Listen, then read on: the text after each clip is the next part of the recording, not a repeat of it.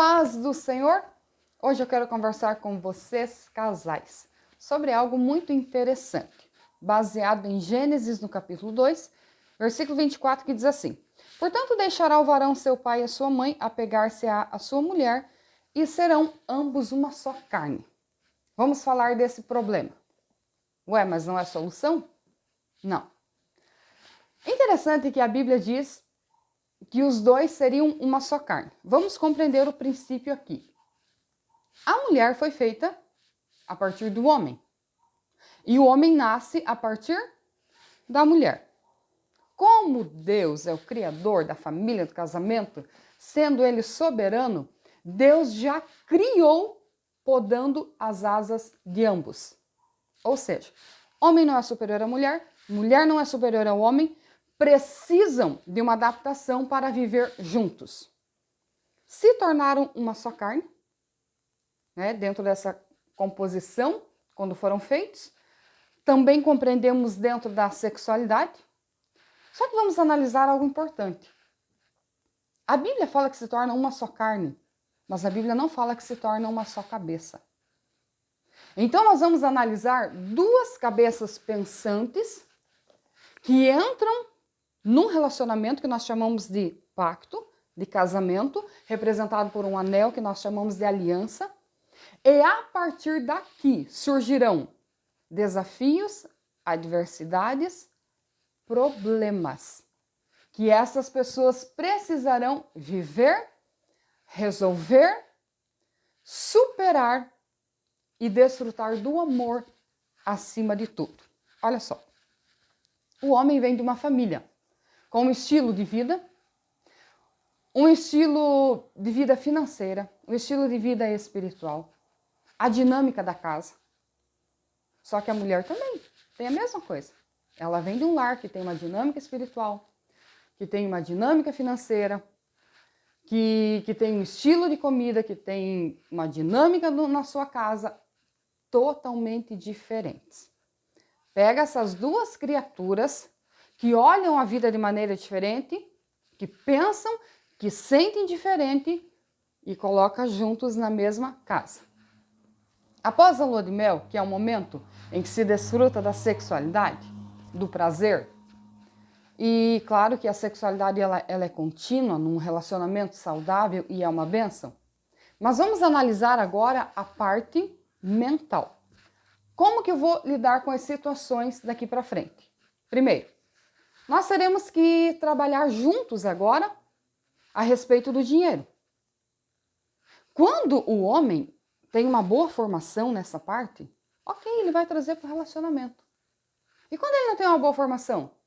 Se ele é desmiolado, se ele gasta à toa, já vai ter conflito no começo. Ou pode ser a mulher. Tem mulheres que não sabem lidar com o dinheiro. Não irá gastar com o que é essencial, com o que precisa. Tem vários tipos de situações. Por isso que cada casal tem que desenvolver a sua própria dinâmica. Ah, o fulano vive bem com a mulher lá. A situação dele é outra. Você tem que desenvolver a tua. Primeiro princípio, nunca deixe de orar pelo teu relacionamento. Por quê? Vocês vão enfrentar desafios próprios que talvez outros casais não enfrentam, mas vocês terão que enfrentar.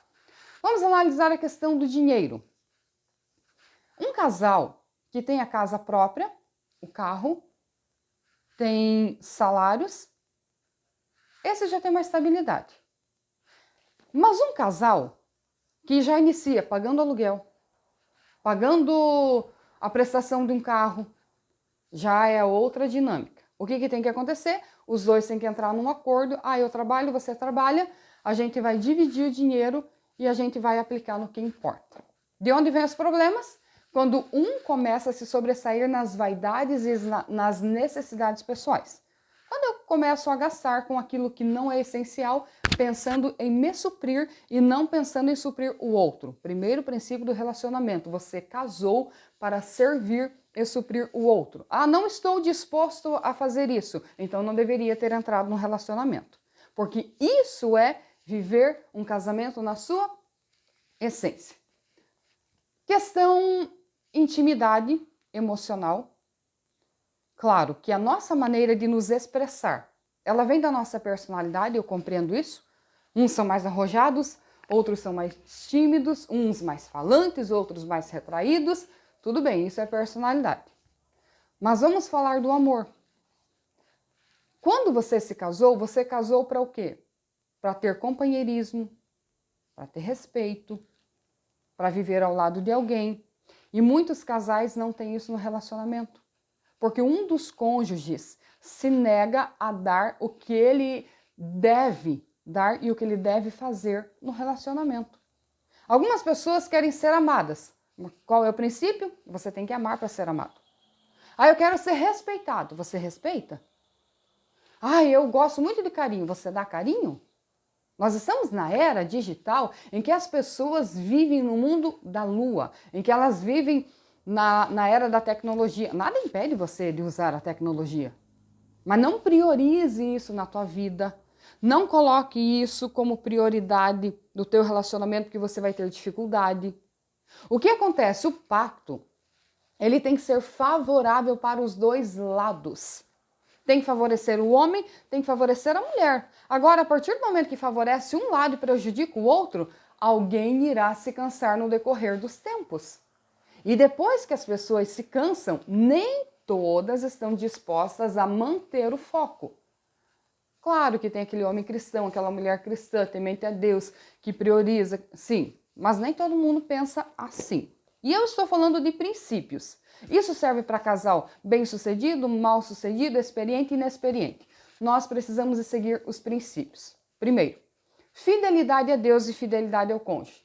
Ah, eu traí por necessidade. Todo mundo tem necessidade. Você não é um ser especial que tem necessidades.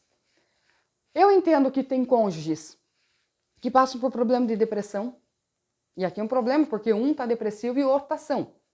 Então, um está ativo sexualmente e o outro não. Um passa por problemas físicos, o outro não. Daí sempre a mesma questão, um está bem, o outro não. Aí o que a gente faz nesse momento? O que você prometeu no altar quando você casou? Eu prometo ser fiel. Lembra dos teus votos? Na alegria ou na tristeza? Nem sabia o que estava prometendo. Na bonança ou na dificuldade? Na riqueza ou na pobreza? Sério? Por que tem casal que se separa quando a dificuldade financeira chegou? E ali prometeu um monte de coisa e se esqueceu de que a promessa foi para Deus, foi para o cônjuge, foi para a família, foi para as testemunhas. E essa aliança, esse pacto é muito sério. E no final Deus vai requerer de nós o que nós fizemos com a nossa aliança, falando agora em sentido figurado. O anel que nós chamamos de aliança e que representa o compromisso que nós temos no relacionamento. Como viver bem no mundo cheio de adversidades? Vamos na questão das tentações. Todo homem será tentado sexualmente, sim. E toda mulher será tentada sexualmente, sim. Como eu reajo e como eu lido com essas situações? O meu marido me fala e eu falo as coisas para ele. Essa foi uma maneira que nós usamos para que nós possamos viver bem. Sabia que algumas pessoas que me falaram coisas que não deviam, meu marido ficou sabendo e eu a mesma coisa? Rede social. Sabe quem olha o Messenger do meu celular? É o meu marido.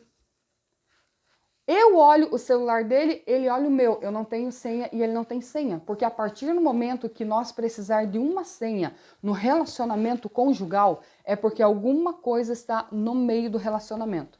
Sabe a única coisa, o único ser que pode estar no relacionamento conjugal? Deus. Tirou Deus, nada pode interferir. Cônjuges que mentem, cônjuges que traem, cônjuges que são agressivos. Acha mesmo que você está cumprindo o mandamento de Deus e que você está sendo o homem da casa? Homem não é alguém do sexo masculino. Homem é alguém que honra. Honra a sua composição física, psicológica e espiritual. Ser um homem da casa requer muita maturidade, requer sabedoria, equilíbrio para as situações, perseverança. Ser a mulher da casa é o mesmo princípio do homem. Precisa de graça, precisa de sabedoria, precisa de maturidade prioridades. A tua família é a tua prioridade. A tua casa tem que ser a tua prioridade. O teu cônjuge tem que ser a tua prioridade. Se não for, por que você casou?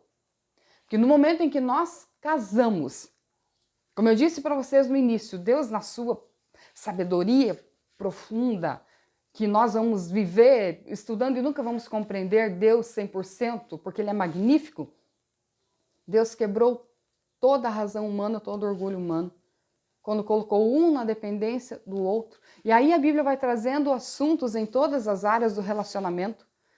Da sexualidade, um não tem poder sobre si próprio, mas o outro tem poder sobre o corpo do seu cônjuge. Aqui fala para um não se privar da sexualidade. Às vezes o homem se priva, às vezes a mulher se priva, aí através disso vem a tentação, vem Satanás. Um precisa suprir o outro. Isso aqui é muito sério, porque tem cônjuges que não cumprem esse princípio e eu tenho uma mensagem para você.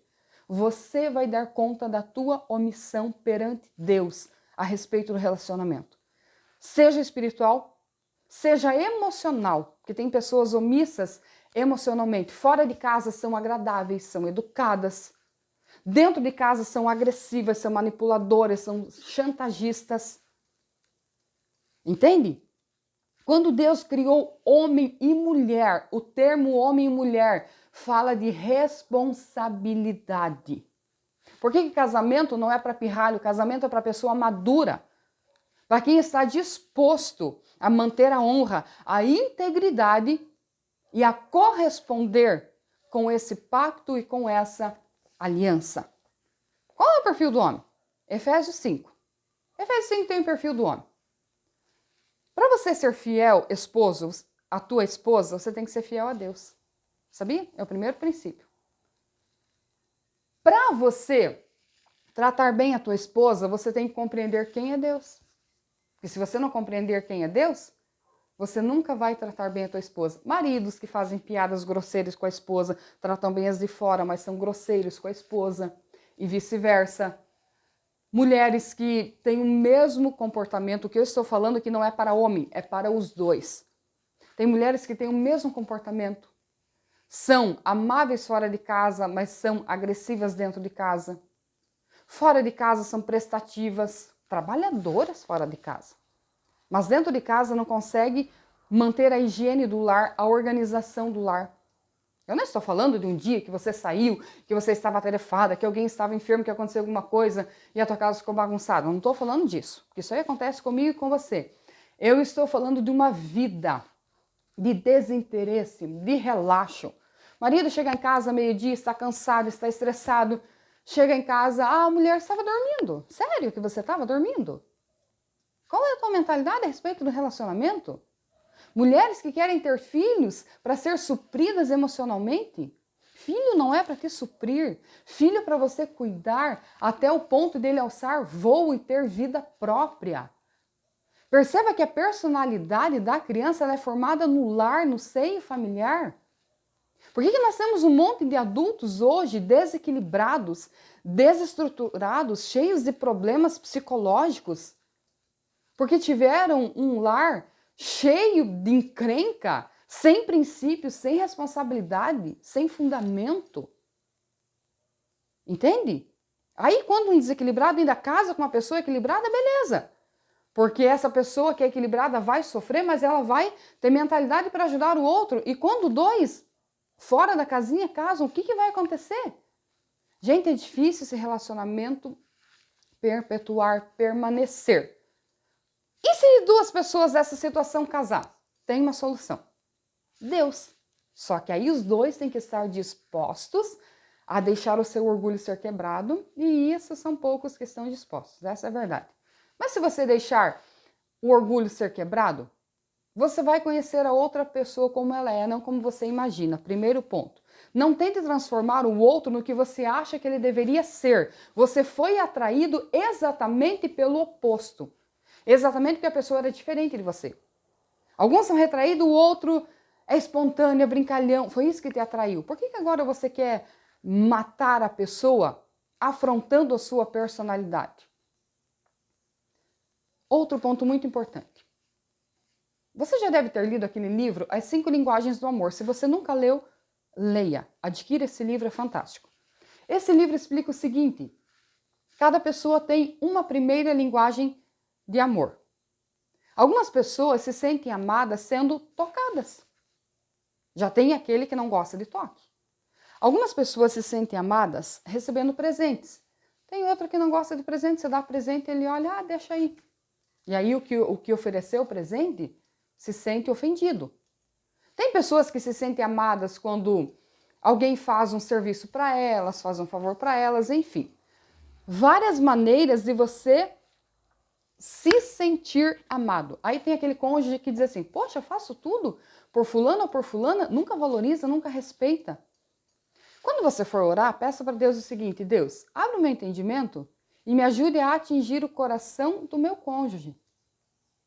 Porque aí Deus vai te dar o discernimento. As pessoas são muito diferentes. O problema é que a gente idealiza as pessoas no que elas não são, elas são diferentes. Por isso que a Bíblia não tem regra para casamento, mas a Bíblia tem princípio, tá? Tem coisas que funcionam na tua casa, não funcionam na minha. Agora, em se tratando de princípio, daí não. Daí é não matar, aí é não roubar, não trair, não mentir. Aí é princípio. Aí os princípios têm que ser aplicados em todos os relacionamentos para que eles deem certo, para que eles funcionem. Outro assunto que eu quero conversar com vocês. Manipulação. Tem cônjuge que manipula o outro assim com uma facilidade. Manipula as emoções. Vitimismo. Por exemplo, quer um exemplo de um cônjuge agressor? Agrediu o outro. Tem homem que agride a mulher, tem mulher que agride o homem. Agrediu o outro fisicamente. Psicologicamente. A agressão verbal é muito séria. Chama o outro de tudo, ofende, critica, humilha. Aí, depois chega e diz, você me levou a fazer isso? Sério? Não, você fez porque você é maligno ou maligna. Pessoas que levam o outro ao extremo de estresse. Pessoas que levam o outro ao extremo de se sentir um lixo no relacionamento. Quem você acha que você está enganando com esse comportamento? Lembre que quem criou o homem e a mulher foi Deus, e ele estabeleceu regras ou princípios para que os relacionamentos sejam bons e satisfatórios para os dois. Agressão verbal, agressão psicológica, agressão física são comportamentos que ninguém deve aceitar. Mas para manter o casamento, eu apanhei a vida inteira. Não faça isso. Você não precisa se sujeitar a isso. Tem várias maneiras de resolver. E se a pessoa não está disposta a parar com esse comportamento, então não fique nesse relacionamento. Ora, mas a Bíblia é contra o divórcio. A Bíblia é contra o divórcio? Sim, mas os dois precisam de cumprir os seus princípios. Não trair, não maltratar. Tem um dia que um dos cônjuges está estressado. Isso acontece com todo mundo. Tá? Com o homem, com a mulher, ninguém é anjo, ninguém é santo. Reconhecer o erro. Sabe qual que é o problema? Que tem cônjuge que dele se faz de vítima. Na hora de reconhecer o erro, ele se faz de vítima, mas ele continua com o mesmo comportamento. O ciclo tem que ser cortado. Perceba que a Bíblia diz, uma só carne, mas são duas cabeças, mas são personalidades que precisam ser massacradas na cruz de Cristo. Quando você entregar a tua personalidade a Cristo, massacrar o teu ego, o teu orgulho, aí as coisas vão mudar. Homem, como você olha para a mulher? A tua criação fala muito disso. Tem homem que trata a mulher como se ela fosse um lixo, porque esse é o padrão mental que ele tem na mente dele. Só que esse padrão mental é demoníaco. Mulher, a mesma coisa. Qual é o teu padrão mental a respeito do teu marido? Tem mulher que cuida muito das pessoas lá fora, mas não cuida do cônjuge no seu lar, nas suas necessidades. Qual é a tua visão dele? Se você tem uma visão distorcida do relacionamento, você precisa de mudar e você precisa se corrigir e pedir ao Espírito Santo que te dê discernimento. Carências. Aprenda a lidar com as tuas carências. Não é colocando foto sensual em rede social e colocando desabafos ou, sem noção, colocando até versículo bíblico, que você vai resolver as coisas. Tem outras maneiras de resolver. Tem conversa, tem terapia, tem igreja, tem pastor. Agora, com todo respeito, eu falo por experiência própria. Não venha procurar o pastor da igreja se vocês se pegaram de pau e se vocês não aceitam repreensão. Porque tem casais que são assim, que procuram a gente, que tiveram violência doméstica, violência verbal e um monte de questão, mas não querem ser confrontados, não querem melhorar no seu comportamento. Se você não está disposto a mudar, também não procure o teu pastor. Agora, se você quer crescer, quer mudar, quer ter um relacionamento saudável, aí começa a colocar as pedrinhas no lugar. Sabe por quê? Porque no relacionamento nós demonstramos quem nós somos. Aí lá fora, bota uma máscara. Nossa, que pessoa legal. Vai conviver com ela para saber se ela é legal. Nossa, que pessoa bacana. Vai conviver com ela. Pessoa caprichosa, vai conviver com ela para saber se é caprichosa. O lar, a casa, o relacionamento é o espelho de quem nós realmente somos. Não estou falando de simplicidade, tá? Não tem nada a ver uma coisa com a outra. Eu estou falando do cuidado diário, estou falando do amor, do respeito. Agora falando um pouquinho diretamente com a mulher. A nossa casa, ela é o reflexo do nosso interior. Pode perceber. Você ficou depressiva, você está com problema, primeira coisa que você deixa na pia é a louça, você vai deixando porque você não está bem. Quando a gente melhora, a primeira atitude é organizar, é limpar. Eu não entendo como algumas mulheres, elas conseguem sobreviver no meio da sujeira, do desleixo, da bagunça, da desorganização. A mulher de Provérbios 31, não vou discorrer versículo por versículo, mas a Bíblia fala dessa mulher, do seu caráter, da sua personalidade, do seu trabalho, da sua dignidade, da sua honra. É assim que uma mulher deve ser conhecida. Agora, você que convive um pouco comigo, você conhece partes de mim. O meu marido convive sempre comigo, ele me conhece por inteiro. E eu com ele é a mesma coisa, você conhece partes do meu marido, mas eu conheço ele por inteiro. Não estou falando dos segredos lá da alma do interior, que tem coisas que é só Deus que conhece. Estou falando do relacionamento diário, anos convivendo junto, a gente vai convivendo e vai aprendendo muita coisa. Você conhece partes, mas o cônjuge conhece por inteiro. Então, é muito importante nesse conhecimento por inteiro que a parte positiva pese mais do que a parte negativa. Já conversei com casais que estavam prestes a se separar e a esposa disse para mim o seguinte: eu vou lutar, porque ele sempre foi um marido bom. Agora que ele tá assim, opa, aqui é uma coisa. Já conversei com casais que tanto o esposo quanto a esposa disse para mim: não, vamos separar.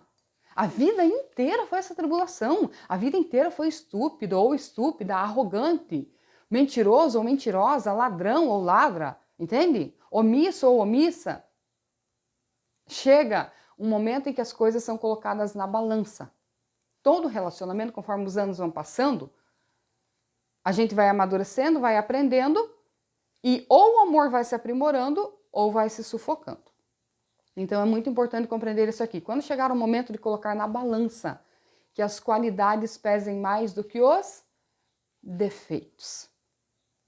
A palavra de Deus é santa e é pura, e Deus quer que nós tenhamos um relacionamento saudável, mas que esse relacionamento saudável seja bom não só na aparência, mas na sua essência. Não é o tanto de foto que você coloca em rede social, no Facebook, não. Isso aí não quer dizer nada. É a convivência do lar. O lar é um ninho. Sabe, você já viu os pássaros? Eles saem de manhã, lutam pela sobrevivência, comem, voam, bebem, fazem tudo, mas à noite eles retornam para a mesma árvore, para o mesmo ninho, para o mesmo aconchego. Ali eles passam junto. O lar é assim. Tem que ter esse aconchego. E quem que é que cria esse aconchego? O casamento não vem pronto. Quem cria esse aconchego é o esposo. Quem cria esse aconchego é a esposa. No relacionamento com os filhos. A gente tem duas opções. Ou passar uma vida inteira odiando, ou passar uma vida inteira amando. O que é amor? Amor não é essas músicas que tem por aí. Amor é disciplina, sacrifício e exercício. Quando eu limpo a minha casa, eu demonstro amor. Quando eu cozinho, eu demonstro amor. Quando eu trabalho, quando eu compro algo para o meu cônjuge ou para nós mesmos, para nós dois mesmos, para casa, tudo isso é amor. A gente também tem que ter a maturidade de compreender quando o outro está demonstrando amor. Tem um marido que chega na mulher e dá um abraço, dá um beijo, ou tem aquele que manda uma mensagem e diz se cuida. Também é amor. A gente precisa saber filtrar e reconhecer as coisas. O que não pode acontecer é quando a ofensa pesa mais do que o reconhecimento. Elogio falso, a gente não recebe, mas a gente sabe quando há um reconhecimento nas palavras do cônjuge. Isso serve para os dois. E o reconhecimento é muito importante. Agora, para nós encerrar, pensa no casamento como uma viagem. Imagina você embarcar num carro, uma viagem longa, e você vai participar dessa viagem nesses dias, ou tempos, ou meses, não sei. Imagina um chato do teu lado ou uma chata, que reclama de tudo, que nada está bom. Essa viagem vai ser uma tribulação. Mas imagina uma pessoa agradável do teu lado. Aí a viagem vai se transformar em algo bom. Ninguém nasce perfeito ou agradável, mas a gente precisa aprender. Outro detalhe, curar as feridas emocionais, principalmente as da infância. Pessoas que sofreram vários tipos de abuso na sua infância, pessoas que sofreram rejeição, algum tipo de problema lá e cresceu com esse trauma. Se não tratar esse trauma, se não curar essa ferida, vai descontar no cônjuge que não tem nada a ver com o assunto. Entenda que o teu cônjuge não é o saco de pancadas para você descontar as suas frustrações. É a pessoa que você deve amar, zelar, cuidar dela até o fim. Como que nós vamos sobreviver a tudo isso? Amós escreveu o seguinte: andarão dois juntos se não tiver acordo? O acordo é algo que a gente precisa ver o que é bom para os dois. Não esqueça desse princípio. Para os dois. O homem tem um sonho, ele realizou, mas ele sufocou o sonho da mulher, ou vice-versa. Alguém vai sair lesionado. Alguém vai sair problemático dessa relação. Agora, quando o sonho dele, o sonho dela são levados em conta, aí a coisa flui, aí a coisa funciona. E é assim que Deus quer que eu e você vejamos e entendamos as coisas. Tem que quebrar o egoísmo, porque a partir do relacionamento não é mais um, é dois. E a partir dos filhos não é mais dois, é 3, 4, 5. A partir do momento que você entrou no relacionamento, você tira os olhos de você e você começa a cuidar do outro. Esse é o princípio para uma vida abençoada. E eu encerro com o versículo que eu iniciei. Portanto, deixará o varão seu pai e sua mãe e apegar-se à sua mulher, e serão ambos uma só carne. Deixar pai e mãe não significa desonrar. Honre, cuide, respeite, mas o cônjuge se torna a prioridade, sim. Que Deus te abençoe, em nome de Jesus.